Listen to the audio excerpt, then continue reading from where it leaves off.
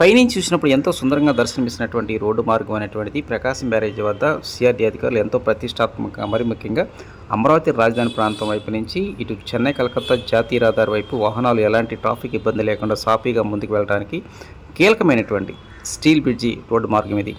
ఈ నెల 13వ తేదీన రాష్ట్ర ముఖ్యమంత్రి నారా చంద్రబాబు నాయుడు గారి చేతుల మీదుగా ప్రారంభించడానికి ఈ సిఆర్డీ అధికారులు యుద్ధ ప్రాతిపదిక మీద పనులు చేపడుతూ ఉన్నారు.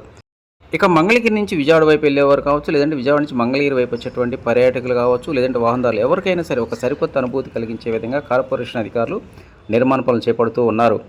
అమరావతి అంటే కేవలం మన రాష్ట్రానికి సంబంధించింది కాదు, దేశంలో ఉన్నటువంటి అతి ముఖ్యమైనటువంటి పర్యాటక కేంద్రాల్లో ఈ ప్రాంతం ఒకటి. ఇంతటి ప్రాధాన్యత కలిగినటువంటి ఈ అమరావతి ప్రాంతాన్ని భావితరాలు గుర్తుండే విధంగా ప్రకాశం బ్యారేజ్ దగ్గర నుంచి మంగళగిరి వరకు కార్పొరేషన్ అధికారులు కీలకమైనటువంటి కోడలు అంటే జంక్షన్ దగ్గర చారిత్రక ఆనవాళ్లు గుర్తుండే విధంగా స్తూపాల నిర్మాణ పనులు చేపట్టారు. ఇక మనందరికీ గుర్తొచ్చేది ఉండవల్లి అంటే గుర్తొచ్చేది ఉండవల్లి గృహలు.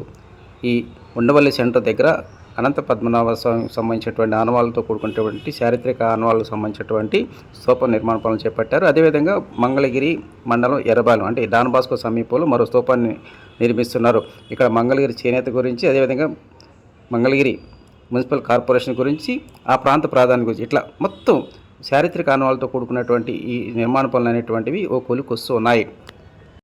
ఇక డాన్ బాస్కో స్కూల్ తర్వాత ఎయిమ్స్ హాస్పిటల్ జంక్షన్ వద్ద కూడా ఇప్పటికే కొత్త నిర్మాణ పనులు చేపట్టారు. ప్రకాశం బ్యారేజ్ దగ్గర నుంచి మంగళగిరి వరకు కార్పొరేషన్ అధికారులు చేపడుతున్నటువంటి ఈ నిర్మాణ పనులతో పాటు ఈ మార్గం గుండా వెళ్ళేటువంటి ప్రజానీకాన్ని మంత్రముగ్ధులు చేసే విధంగా సెంటర్ లైటింగు, డివైడరు, అదేవిధంగా రోడ్డుకి ఇరువైపులా గ్రీనరీని ఏర్పాటు చేస్తున్నారు.